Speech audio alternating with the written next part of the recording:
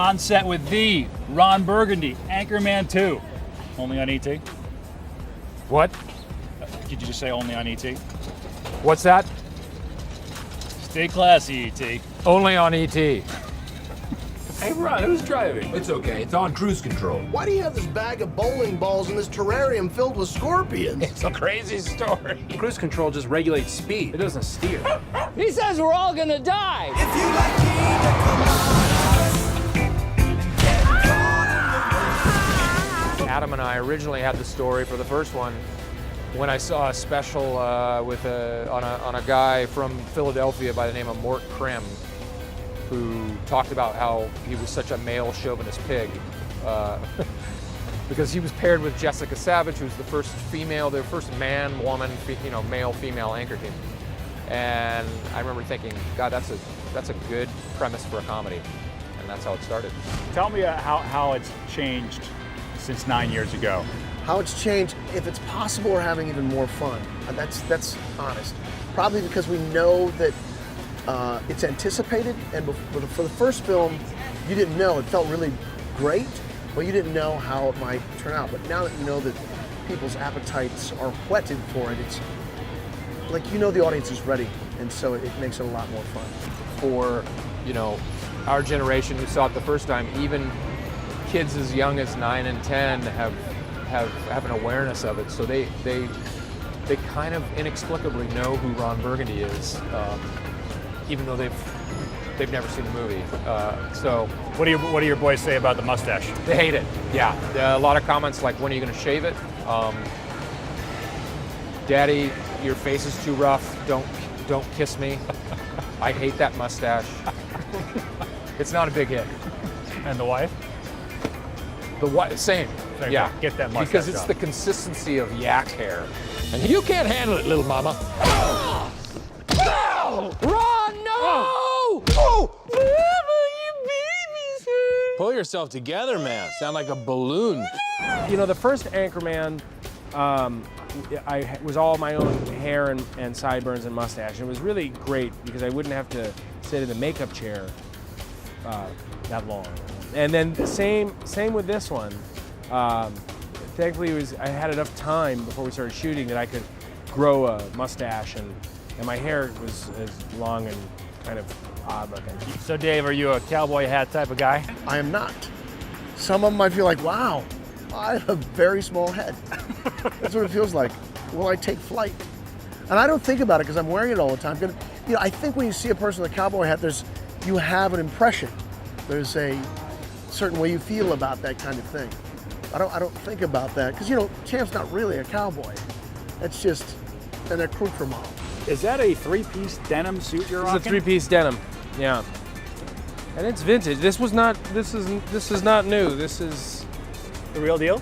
the real deal. As is the perm? The perm is also the real deal, just not a perm that's really connected to my head.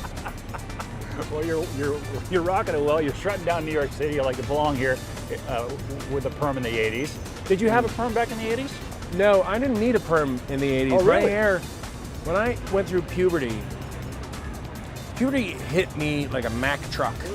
And overnight, my hair went from kind of like feathered, brushed back on the sides to this. Today was perm day. It's pretty awesome. Did you see the full choke? There you go. That's hot. The perm feels fairly natural to me. I like it.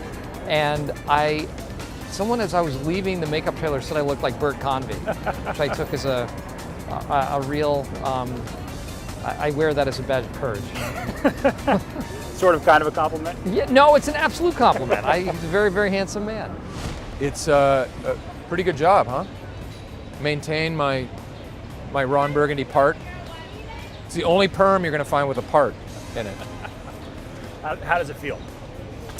It feels good. I think everyone should get their hair permed at least once or twice a year. We really need to support that industry, I think. You guys are good friends now. I can see the chemistry on set immediately.